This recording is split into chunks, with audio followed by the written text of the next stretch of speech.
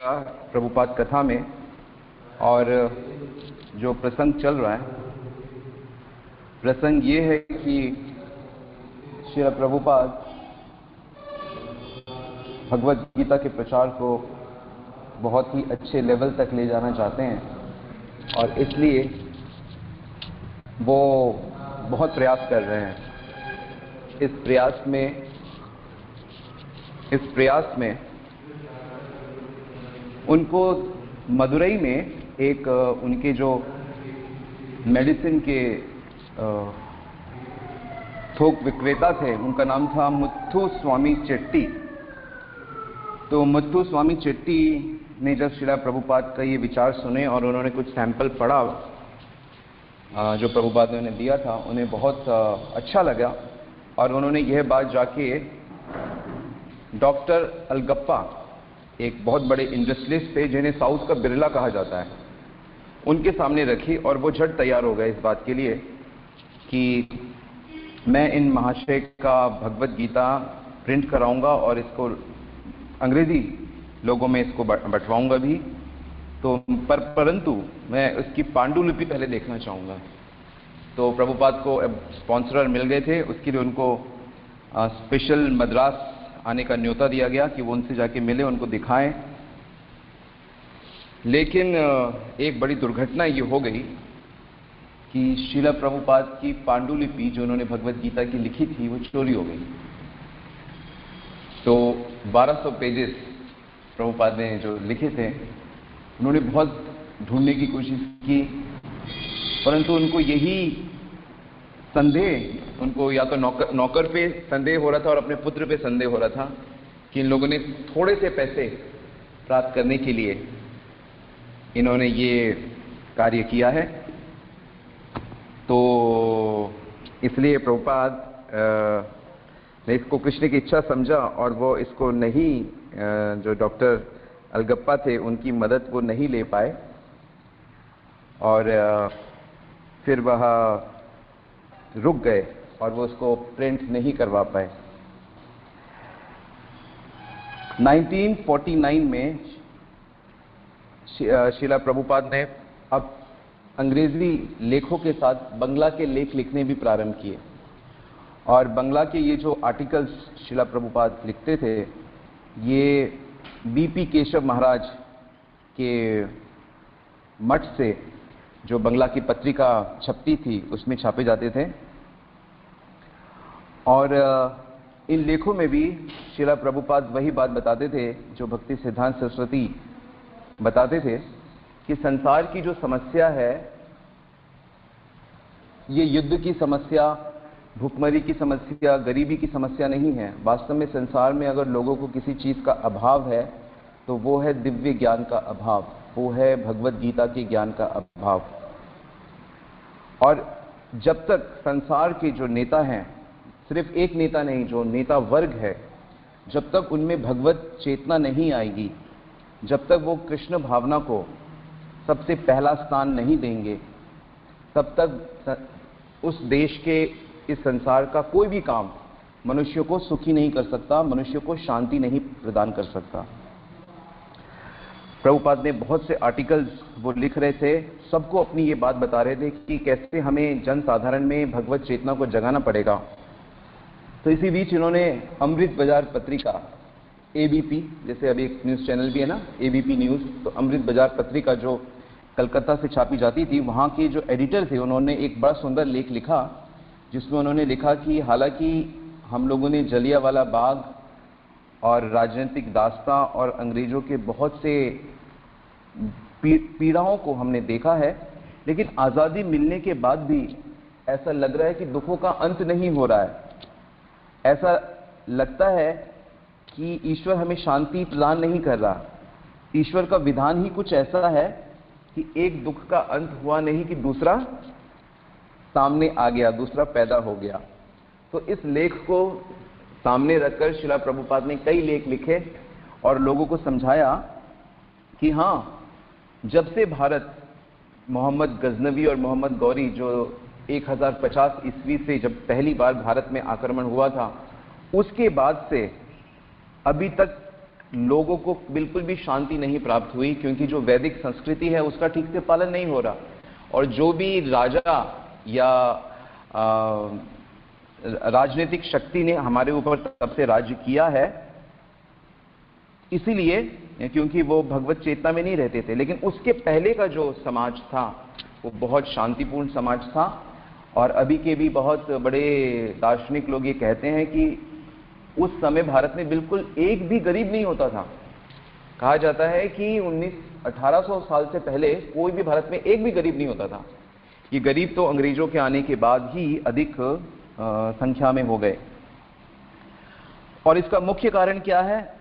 प्रभुपाद यही बताते थे कि मुख्य कारण है भगवान के प्रति उपेक्षा करना। इसीलिए जो प्रकृति है वह लोगों को निरंतर दंड दे रही है। जैसे अभी देख सकते हैं कि कोरोना जैसी महामारी है, तो ये प्रकृति क्या कर रही है, ईश्वर क्या कर रहे हैं?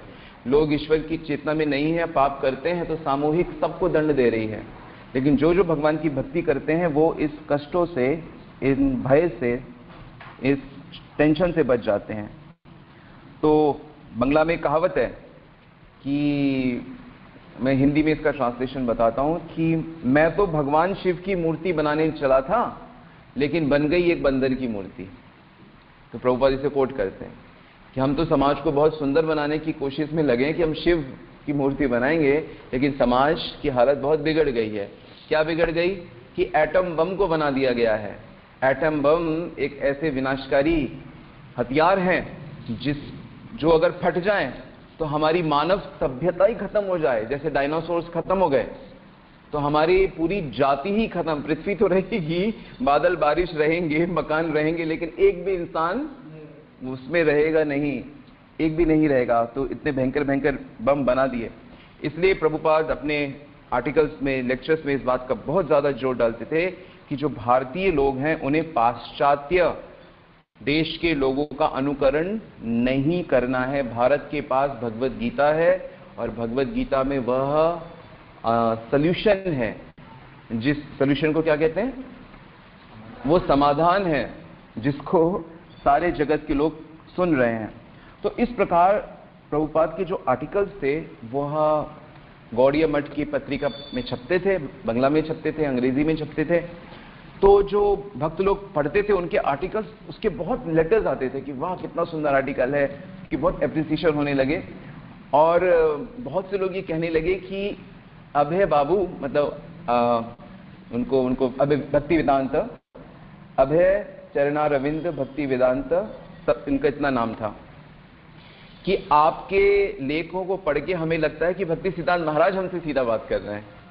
तो लोगों को भक्ति सिद्धांत महाराज की जो कमी थी, वो कमी अभय चरण के लेख और उनके लेक्चर्स से वो कमी उनकी पूरी होने लगी, मतलब उनको महसूस नहीं होने लगा। और अपने लेखों में श्रील प्रभुपाद ने बताया कि जो पाश्चात्य जगत है उसने बहुत प्रगति करी है, लेकिन उसने आत्मा का और परमात्मा का, इनका जो संबंध है उस पर कभी चर्चा नहीं करते। ये लोग नए नए सिद्धांत, नए नए दर्शनों की बात करते हैं। तो इस प्रकार बहुत लेख लिखे जा रहे थे और लोगों ने ये महसूस किया कि भगवत गीता के 16वें अध्याय में भगवान श्री कृष्ण दैवी और आसुरी गुणों की चर्चा करते हैं। तो आसुरी गुण और आसुरी व्यक्ति कौन होते हैं, वो तो जैसे कि जब तक रामायण और महाभारत को ना देखा जाए, पुराणों का ना देखा जाए, तब तक हम असुरों को पहचान नहीं पाते कि हिरण्यकश्यप हैं, कि रावण हैं, कि प्रलंबासुर हैं, कुछ हैं। लेकिन प्रभुपाद ने अपने लेखों में बताया कि असुर कौन है। तो उन्होंने हिटलर और चर्चिल की बात करी कि ये जो जमाने में उस समय ये लोग वर्ल्ड वॉर जिनके कारण हुआ था, कि ये लोग हैं। यहाँ तक कि जो कई देशों के प्रधानमंत्री भी जिस तरह के काम कर रहे हैं, प्रभुपाद ने उनको भी उस असुर की गिनती में गिनाया। तो उन्होंने एक आंखें दी पहचानने के लिए कि ये लोग राज्य तो कर रहे हैं, लेकिन मार्गदर्शन के नाम पे हम लोगों की पृथ्वी का, चेतना का कितना अधिक विनाश हो रहा है। तो इस बात पे बहुत ज़्यादा जोर डाला जाता था कि जो नेता वर्ग है वो भक्ति को समझे और वो भगवान की शरण में जाए। तो कई संस्थाएं, जैसे 1950 और 51 में वर्ल्ड पैसिफिस्ट कमिटी, विश्व शांति समिति, ने भी शिला प्रभुपाद ने आर्टिकल्स लिखे, और Indian Congress for cultural freedom ऐसी संस्था थी, ऑल रिलीजन कॉन्फ्रेंस संस्था थी। ऐसी जितनी, मतलब अगर आप प्रभुपाद की जीवनी को देखोगे, पढ़ोगे, तो आप देखोगे कि जैसे बिना पानी की मछली तड़प रही है, वैसे ही ये पर्सनालिटी इतना ज्यादा तड़प रहे हैं कि कैसे भी करके पूरे विश्व को भगवत गीता के इस ज्ञान को दिया जाए, कैसे भी करके सब लोग इस भगवत गीता के ज्ञान को बस पकड़ ले, क्योंकि इसके बिना तो ये सब लोग मतलब नरक में जाने की कोशिश कर रहे हैं। ये प्रभुपाद की वो थी। फिर क्या हुआ कि अमेरिकन एम्बेसी से एक मैगजीन छापी जाती थी जिसका नाम था अमेरिकन रिपोर्टर, और वहां के डेनियल बेली को प्रभुपाद जी ने, श्रीला प्रभुपाद ने एक लेटर लिखा, और उसमें उनको कहा कि आप लोग चाहते हो कि जो पूरा ईस्टर्न वर्ल्ड है और जो वेस्टर्न वर्ल्ड है, क्योंकि वो अमेरिकन एम्बेसी से छपती थी मैगजीन, कि उनका आपस में सामंजस्य बैठे, तो प्रभुपाद ने उनको बताया कि आप भगवत गीता की शिक्षाओं को सामने रखें और भगवत, इस तरह से, मतलब एक और बहुत सुंदर प्रयास था।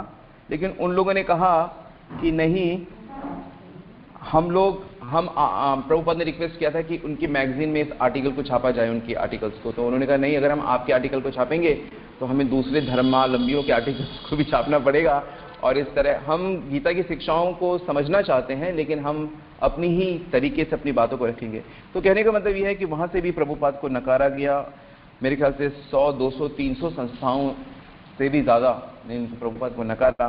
पर जैसे कि फोर्ड फाउंडेशन, जो उस समय बहुत वर्ल्ड में बहुत नाम था, फोर्ड फाउंडेशन, लेकिन अभी जैसे फोर्ड के मालिक प्रभुपाद के शिष्य बन गए बाद में, अम्बरीश महाराज, जिनका नाम रखा गया अम्बरीश प्रभु, जो अभी विश्व का एक महान मंदिर बना रहे हैं मायापुर धाम में, और प्रभुपाद जी की पुष्प समाधि भी बनवाई उनके निर्देशन में। तो फोर्ड फाउंडेशन को भी प्रभुपाद ने लिखा कि आप लोग इतनी बड़ी संस्था हो, तो आप लोग क्यों नहीं सब बुद्धिमान लोगों का एक संस्था बनाओ जो संसार को गाइड करे। लेकिन उनकी उस बात को भी नकार दिया गया, उसको स्वीकार नहीं किया गया। फिर ऐसी बात नहीं है कि प्रभुपाद को सभी लोगों ने नकार दिया, कुछ लोगों ने उनको बहुत अप्रिशिएट भी किया। तो उसमें विशेष रूप से इलाहाबाद यूनिवर्सिटी के, आश्चर्य की बात है, प्रोफेसर मोहम्मद सईद थे।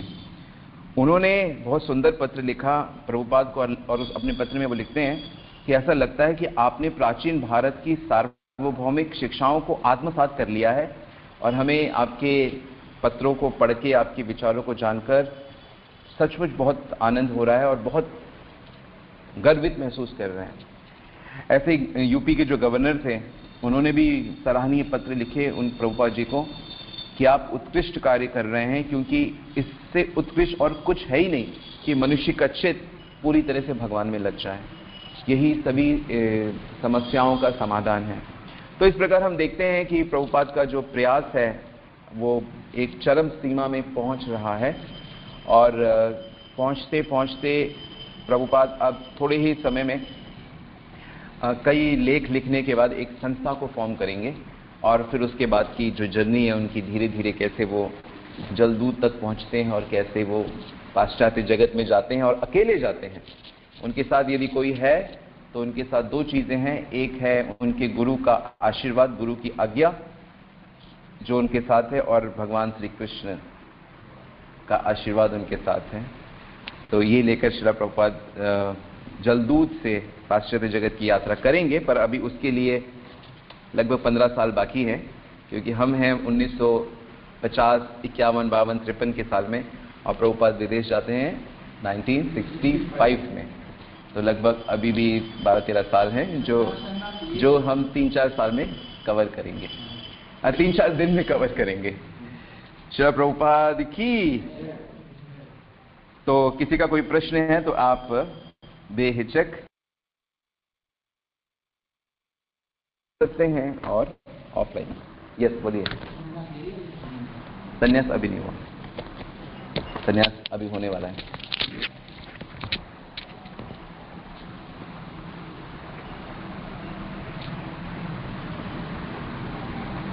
ठीक है, तो फिर यहाँ रुक सकते हैं अगर किसी का कोई सवाल नहीं है तो। हरे कृष्णा।